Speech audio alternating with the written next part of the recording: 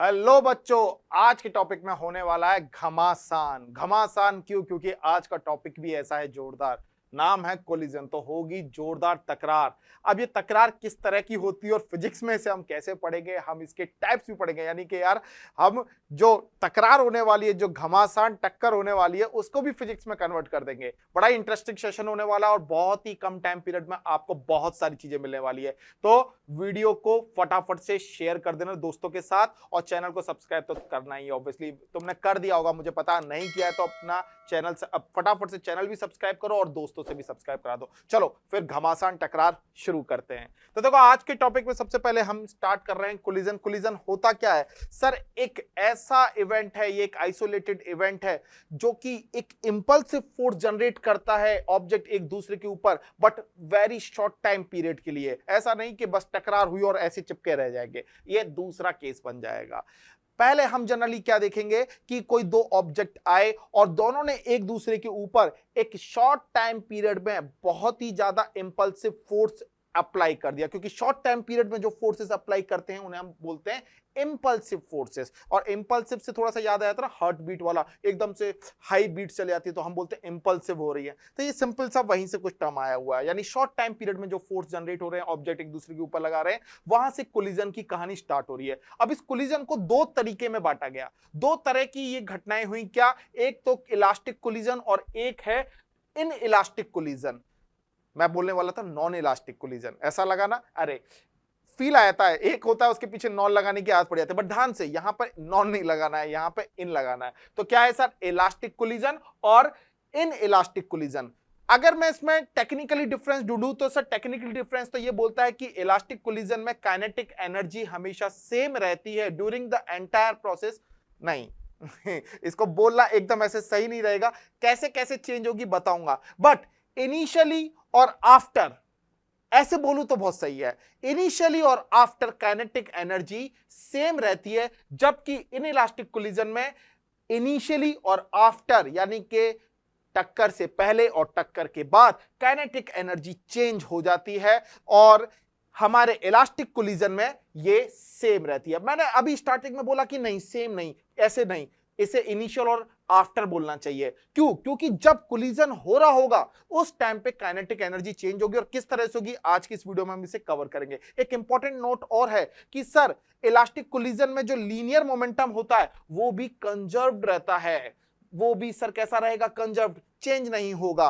तो कहानी को थोड़ा सा समझते हैं कि सर क्या मतलब निकला। यानी काइनेटिक एनर्जी आफ्टर और इनिशियल सेम है तो इसका मतलब हम इलास्टिक मान लें। तो इस बात को समझो कि इलास्टिक कोलिजन में और क्या होता है। देखो, इसे हम कुछ कैटेगरीज में डिवाइड करते हैं और पहले टाइप्स ऑफ कोलिजन को समझते हैं, फिर हम इलास्टिक कोलिजन पर डिटेल में बात करेंगे कि इसका डिटेल में मतलब क्या था। चलो अब सुनो, पहला जो, अगर इसके मैं पैटर्न के बेसिस पे बोलूं तो कोलिजन एक होता है हेड ऑन कोलिजन, जिसे हम बोलते हैं 1D कोलिजन।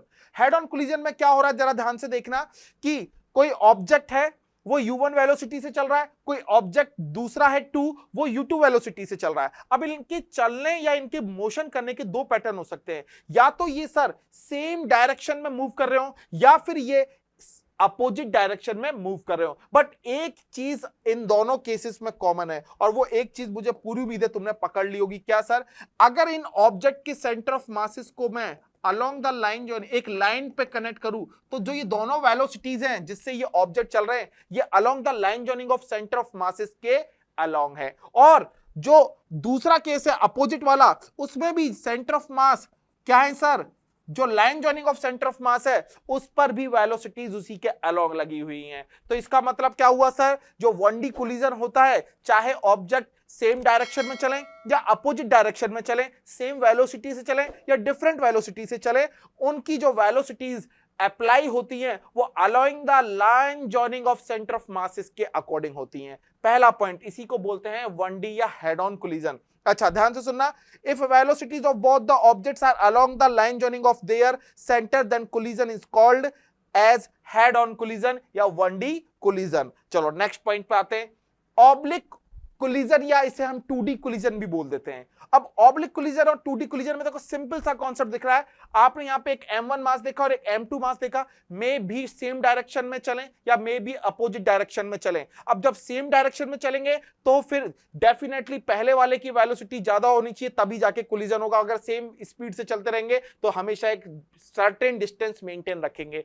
बट अगर ये अपोजिट डायरेक्शन में चल रहे हैं तो अब क्या हो सकता है, इनकी प्रोबेबिलिटी हो सकती है टकराए। मगर ध्यान से, थोड़ा सा यहाँ पे शेप छोटा रह गया है, मैं थोड़ा सा बड़ा कर देता हूं। सपोज करो इसका मैंने इतना बड़ा शेप कर दिया M2 का, अब इनके कोलिजन के चांसेस है, वरना दोनों स्किप कर जाते एक दूसरे के कोलिजन से। बट यहां पे ध्यान से देखो, दोनों की जो वेलोसिटीज हैं वो along the line joining of centre of mass नहीं लग रहे हैं, क्योंकि ब्लू वाली जो लाइन है वो इन दोनों के सेंटर ऑफ मास को कनेक्ट कर रही है, बट वेलोसिटीज दोनों की अलग डायरेक्शन में उसके अलोंग नहीं लगी हुई है। तो इस केस में भी कोलिजन होने वाला है, बट इस कोलिजन को हम बोलेंगे ऑब्लिक कोलिजन और 2D कोलिजन। पॉइंट क्लियर हो गया? ये हमने देखे कैसे टाइप से कोलिजन हो सकता है। अब इसे थ्योरेटिकल वे में समझते हैं कि सर इलास्टिक का मतलब क्या था।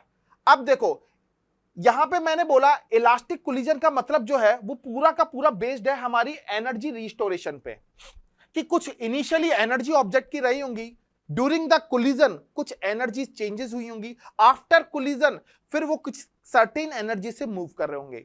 अब हो क्या रहा है कि मैंने बोला इलास्टिक कोलिजन, तो परफेक्ट इलास्टिक कोलिजन वो कोलिजन होता है जब दो ऑब्जेक्ट आए और जब एक दूसरे से जैसे ही बैंग करेंगे, जैसे टकराएंगे, तो उस टाइम क्या होगा, मासेस का मैक्सिमम डिफॉर्मेशन होगा। जैसे आपने देखा ना 3D मोशन में दिखाते हैं, गाल पे थप्पड़ पड़ता है तो आपके ऐसे जॉ पूरा हिल जाता है, धीरे धीरे पूरे चेहरे की शेप बिगड़ जाती है, और जैसे ही हाथ हटता है आपका चेहरा नॉर्मल हो जाता है। बट उस मोमेंट पे ऐसा लगता है कि भैया चेहरे की तो हालत ही खराब होगी, अब ऐसा कैसा रहेगा, ये ऐसा लगता है ना पूरा टेढ़ा मेढ़ा हो चुका है। यानी क्या हो रहा है, मासेस का कंप्लीट डिफॉर्मेशन हो रहा है।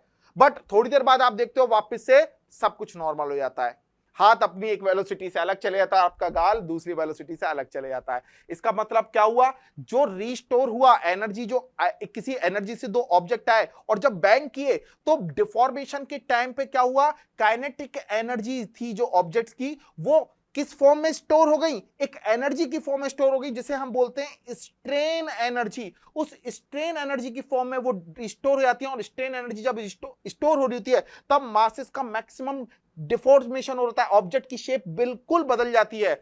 अच्छा, अगर ये स्ट्रेन एनर्जी वापस एज इट इज ऑब्जेक्ट्स में लौट जाए तो इस कोलिजन को बोला जाएगा परफेक्ट इलास्टिक कोलिजन। बात समझ में आ गई? परफेक्ट इलास्टिक कोलिजन में क्या होता है सर, इनिशियल एनर्जी और फाइनल एनर्जी मैंने बोला था ना सेम बनी रहेगी। क्यों? क्योंकि पहले जब बैंग हो रहे हैं, जब जिस मोमेंट पे ये कोलाइड कर रहे हैं एक दूसरे से, जब टकरा रहे तो एनर्जी स्टोर हो जाती है स्ट्रेन एनर्जी की फॉर्म में, और ये स्ट्रेन एनर्जी अगर 100% रीस्टोर हो जाए तो हम बोलेंगे परफेक्ट इलास्टिक कोलिजन। बात समझ में आ गई? देखो अब यहां पे मैंने पहला केस लिया है, एक मास से M1, दूसरा मास से M2, U1 U2 वेलोसिटी से जा रहे हैं, सेम डायरेक्शन में जा रहे हैं। कोलिजन कब होगा, अगर U1 ग्रेटर देन हो U2, वरना तो फिर एक सर्टेन डिस्टेंस मेंटेन करके चलते रहेंगे, मगर उससे तो फायदा नहीं है ना, हमें तो घमासान युद्ध करवाना है। तो हमने क्या किया, U1 is greater than U2 कर दिया। अब जैसे ही ये इस पर टकराएगा तो ये एक मोमेंट आया जब एक दूसरे के कांटेक्ट में आए। अब इस पॉइंट पर क्या होगा, कोलिजन हो रहा है तो मैक्सिमम मासेस यानी कि शेप का डिफॉर्मेशन होगा, और इन दोनों की एनर्जी का कुछ पार्ट किसमें स्टोर हो जाएगा, स्ट्रेन एनर्जी की फॉर्म में स्टोर हो जाएगा। और आफ्टर कोलिजन हमने देखा हमारा गाल और हाथ एकदम एकदम दोनों ही सही रहते हैं, ऐसे ही दोनों ऑब्जेक्ट आराम से सेम शेप और सेम साइज के साथ आगे मूव करना चालू कर देंगे। बट अब इनकी इनिशियल वेलोसिटी और फाइनल वेलोसिटी अलग होगी। ये कोई V1 वेलोसिटी से जा रहा होगा और ये मास कोई V2 वेलोसिटी से जा रहा होगा। बट काइनेटिक एनर्जी जो इनिशियल थी सिस्टम की, वही काइनेटिक एनर्जी फाइनली आपको देखने को मिलेगी। तो सर क्यों? क्योंकि हमने बोला है कि जितना हमारा एनर्जी जो स्टोर हुआ था किस फॉर्म में, स्ट्रेन की में, क्योंकि वो 100% रीस्टोर हो गया, इसलिए initial kinetic energy equal to final kinetic energy मिलती है इलास्टिक कोलिजन के केस में। अब यहां पे देखो, मैं अगर कर्व ड्रॉ करूं तो मैंने तुम्हें क्या बताया कि जब इनिशियल स्टेज है तो हमने बोला काइनेटिक एनर्जी एक सर्टेन लेवल पर है।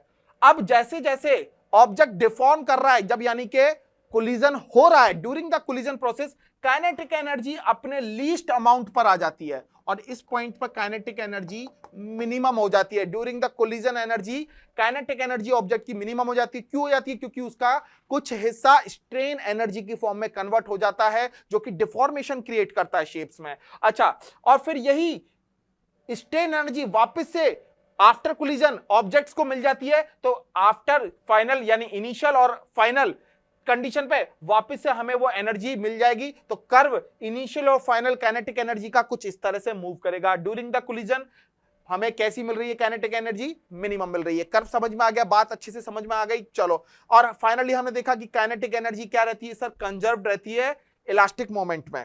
अब आ जाओ सर, परफेक्टली इनइलास्टिक कोलिजन क्या होगा?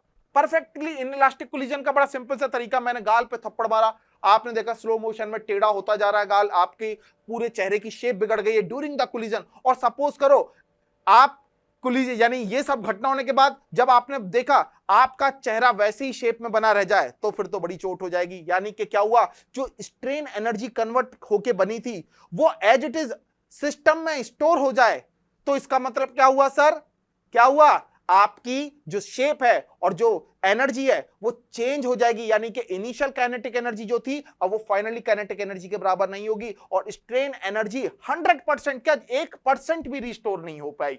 तो जहां पे 1% भी रिस्टोर नहीं हो, उस कोलिजन को बोलते हैं परफेक्ट इलास्टिक कोलिजन। बट थोड़ा सा बीच का सा मामला कर लेते हैं कि ठीक है, उदम किया है, थप्पड़ पड़ना चाहिए, यानी कि गाल पे थोड़ी देर दर्द रहना चाहिए। तो इसका मतलब क्या सर? स्ट्रेन एनर्जी को अगर 100% या तो रिस्टोर भी मत करो या फिर 100% रोको भी मत, कुछ पार्शियली पार्ट उसका स्ट्रेन एनर्जी का वापस से रिस्टोर हो जाने दो और कुछ को बॉडी के अंदर रह जाने दो। तो क्या होगा इस केस में? इसे बोलेंगे पार्शियली इलास्टिक या पार्शियली इनइलास्टिक कोलिजन। क्योंकि देखो स्ट्रेन एनर्जी 100% भी नहीं लौटी और पूरी भी नहीं लौटी, तो इसलिए पार्शियली इलास्टिक और पार्शियली इलास्टिक दोनों ही केस बोल सकते हैं। इस केस में क्या होगा? शेप बदल जाएगी, एनर्जी बदल जाएगी, वक्त बदल जाएंगे, जज्बात बदल जाएंगे। बात समझ में आ रही है ना? तो वह वाला केस जो हो गया बीच बीच का, इसको बोल दिया पार्शियली इलास्टिक और पार्शियली इनइलास्टिक कोलिजन। अब आ जाओ सर, इलास्टिक कोलिजन की कंडीशंस को कैसे समझे? मैथमेटिकली अगर ये कंडीशंस हमारे पास आए तो क्या क्या इसकी मैथमेटिकल फॉर्म्स बन के आती हैं? तो देखो, हमने पहली बात समझी कि एक तो लीनियर मोमेंटम, हमने नोट किया था कि लीनियर मोमेंटम इलास्टिक कोलिजन के केस में कैसा रहेगा? कंजर्व्ड रहेगा। और काइनेटिक एनर्जी इनिशियल या बिफोर कोलिजन और आफ्टर कोलिजन हमेशा सेम रहती हैं। तो इसी कॉन्सेप्ट पे लेके हम थोड़ी कैलकुलेशन करते हैं। सपोज करो एक m1 और m2 मास u1 और u2 वेलोसिटी से जा रहे हैं बिफोर कोलिजन। भाई कोलिजन तो होगा कब? अगर u1 ग्रेटर देन u2 हो तभी तो कोलिजन होगा। भाई ये अगर u2 से स्लो चलता रहेगा तो कभी टकराएगा क्या? नहीं, ये अगर थोड़ा तेज चलेगा तभी इस पे जाके टकराएगा। तो मैंने बोला u1 is greater than u2 है, सारी कंडीशन क्लियर है बिफोर कोलिजन की। आफ्टर कोलिजन मैंने देखा कि अब मासेस m1 m2 तो अभी भी एज इट इज है, बट अब वेलोसिटी चेंज हो गई है v1 और v2 से। पहले u1 u2 थी, अब बन गई है v1 v2। तो हमने बोला सर मोमेंटम कैसा होना चाहिए? कंजर्व होना चाहिए। मोमेंटम क्या होता है सर? Mass into velocity. तो इनिशियल मोमेंटम क्या होगा sir? m1 u1 plus m2 u2 should be equal to m1 v1 plus m2 v2। और ये इक्वेशन को मैंने देखो यहां पे अप्लाई कर दिया। Momentum is conserve m1 u1 plus m2 u2 equal to m1 v1 plus m2 v2, equation number 1। अब एक काम करो, v1 जो 1 वाली टर्म है उनको लेफ्ट और जो 2 वाली टर्म है उनको राइट साइड ले लो। अगर ऐसा करेंगे तो इस साइड m1 कॉमन आ जाएगा, इस साइड m2 कॉमन आ जाएगा। इसे हमने बना दिया इक्वेशन नंबर 1। क्या? m1 into u1 minus v1 equal to m2 into v2 minus u2, equation number 1। अब दूसरा पॉइंट देखते हैं। मोमेंटम तो कंजर्व रहता है, एक चीज और सर कैसी रहती है? सेम रहती है। कौन सी sir? Kinetic energy before collision after collision same रहती है। तो काइनेटिक एनर्जी कितनी होगी सर? Half mv square. अब दो ऑब्जेक्ट हैं तो दोनों की इनिशियल काइनेटिक एनर्जी कितनी हो गई? Half m1 u1 square plus half m2 u2 square. After collision कितनी हो जाएगी? Half m1 v1 square plus half m2 v2 square. According to theory इनका सम इसके सम के बराबर होना चाहिए, हमने बराबर कर दिया। फिर वही एक नंबर वाली टर्म्स को उधर कर दिया, 2 नंबर वाली टर्म्स को इधर कर दिए। 1 नंबर 2 नंबर पैसे वाली बात नहीं चल रही, ऑब्जेक्ट्स की बात चल रही है, ठीक है ना? कहीं दिमाग तुम्हारा बहुत जल्दी इधर उधर भागता है। अब जल्दी से आओ, m1 को सेपरेट किया, m2 को सेपरेट किया, क्या आया? u1 square minus v1 square. m2 common लिया तो v2 square minus u2 square. a square minus b square क्या होता है मेरे दोस्त? a plus b into a minus b। तो मैंने यही किया sir, u1 square minus v1 square लिख दिया u1 minus v1 u1 plus v1, ऐसे ही v2 square minus u2 square कितना हो जाएगा sir, v2 minus u2 plus u2। अब एक काम करो, इसे बना दो इक्वेशन नंबर 2 और इस इक्वेशन नंबर 2 को इक्वेशन नंबर 1 से डिवाइड कर दो। अब जैसे ही इक्वेशन नंबर 2 को इक्वेशन नंबर से डिवाइड करोगे मेरे दोस्त, क्या होगा जरा चेक करो, m1 से m1 जाएगा, u1 माइनस v1 से u1 माइनस v1 जाएगा, ऐसे ही m2 से m2 जाएगा और v2 माइनस u2 से v2 माइनस u2 जाएगा। बचेगा क्या sir, u1 plus v1 equal to v2 plus v2। ये देखो हमने इक्वेशन बना दी, u1 plus v1 equal to v2 plus u2 या u2 प्लस v2, कुछ भी बोल सकते हो। यानी कि क्या हुआ सर, ऑब्जेक्ट 1 की initial velocity plus final velocity is equal to object 2 की initial velocity plus final velocity का सम अगर आ रहा है तो इस कंडीशन को भी हम क्या बोलते हैं सर, परफेक्ट इलास्टिक कोलिजन की कंडीशन बोलते हैं। आई होप वीडियो आपको अच्छा लगा होगा। यहां पे हमने बहुत अच्छे से चीजों को समझा, फनी वे में भी समझा और टेक्निकल वे में भी समझा। अगर आपको वीडियो अच्छा लगा है तो वीडियो को लाइक कर देना, चैनल को सब्सक्राइब कर देना और दोस्तों के साथ शेयर करना मत भूलना। और किस टॉपिक पर नेक्स्ट वीडियो चाहते हैं मैं हर बार पूछता हूं, कमेंट्स में जरूर बताना। तो मिलते हैं नेक्स्ट वीडियो में, तब तक के लिए बेस्ट ऑफ लक।